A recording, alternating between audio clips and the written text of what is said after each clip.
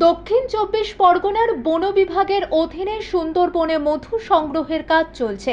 গতকাল বন দপ্তরের মইপিট বিট অফিসে ডিএফও নিশা গোস্বামী, এডিএফও অনুরাগ চৌধুরী ও সুন্দরবন বায়োস্ফিয়ার রিজার্ভের অধিকর্তার উপস্থিতিতে ৫৫টি দলকে মধু সংগ্রহের জন্য সরকারি ছাড়পত্র দেয়া হয়েছে।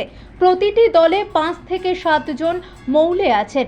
এবার ১০ টন মধু সংগ্রহের লক্ষ্যমাত্রা রাখা হয়েছে। আগামী ১৫ দিন পর্যন্ত চলবে এই মধু সংগ্রহের কাজ। অর্গানাইজড ওয়েতে কাজটা করেছি, সেটা হচ্ছে যে কোথায় যাওয়া যাবে এবং কোথায় যাওয়া যাবে না নির্দিষ্ট রুট পরিকল্পনা করে বলে দেওয়া হয়েছে সবাইকে। প্রথমত আমরা এই আজকের অনুষ্ঠান যে আছে তার কিছুদিন আগে আমরা ঝড়খালিতে একটা ট্রেনিং ক্যাম্প করেছিলাম ফর দ্য মৌলেস। তারা কিভাবে মধু কালেকশন করবে, মানে শুধু নিরাপত্তা তো জঙ্গলের নিরাপত্তা এবং ওনাদের নিরাপত্তা দুটোতেই আমাদের নজর দিতে হয়েছে।